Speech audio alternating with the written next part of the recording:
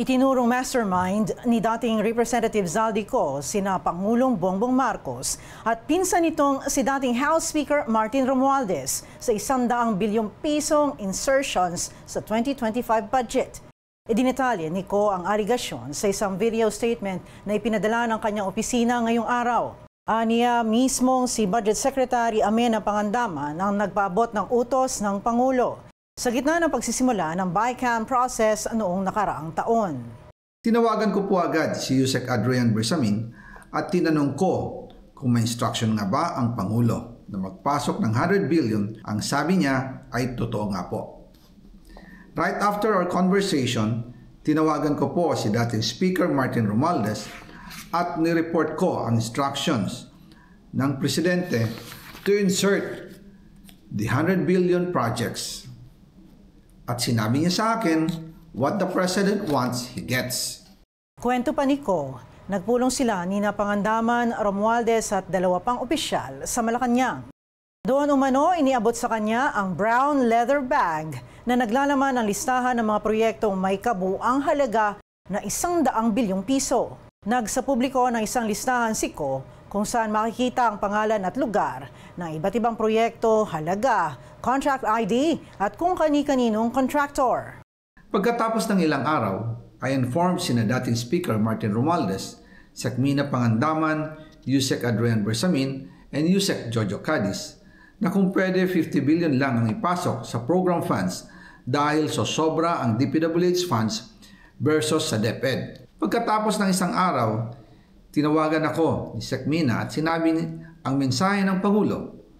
Ipasok ninyo yan dahil pinangako na sa akin ni Speaker Martin yan at hindi na pwedeng baguhin.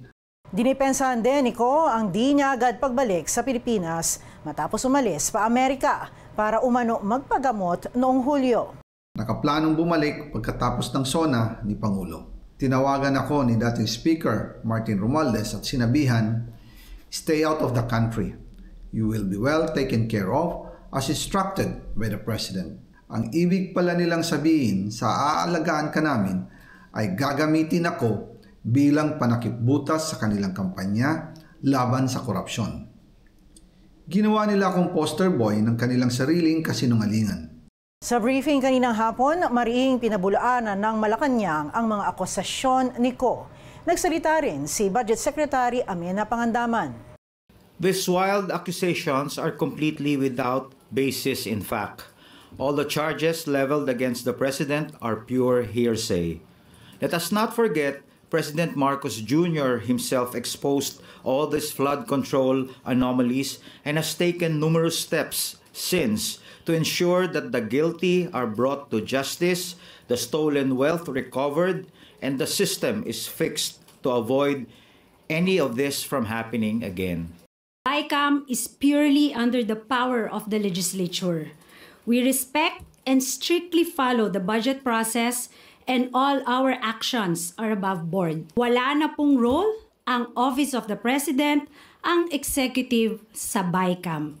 Dahil lumiliit na ang mundo ni Zaldico, kailangan niyang umiwas at iiwas ang sarili at mag-name drop kahit walang katibayan at laway lang ang puhunan.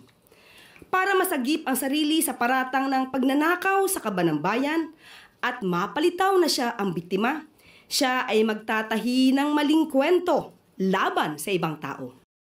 Sinisikap ang kunin ng Newswatch Plus ang panig ng iba pang personalidad na idinawit ni Ko.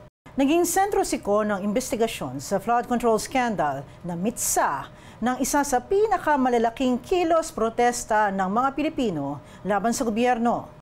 Inaakusahan siyang tumanggap ng mga kickbacks sa flood control projects na kung hindi substandard ay ghost o di nagawa. Inilabas niya ang video kasabay ng pagpapatuloy ng investigasyon ng Senado sa anomalya sa flood control projects. Sinabi ni Blue Ribbon Chair Ping Lacson na di muna imbitado si Ko dahil posible umano nitong gamitin ang pagdinig sa propaganda. Giit naman ni House Deputy Minority Leader Leila De Lima at Senate Finance Committee Chairman Win Gatchalian dapat umuwi at isiwalat ni Ko ang kanyang mga nalalaman sa tamang forum at makipagtulungan sa mga investigasyon.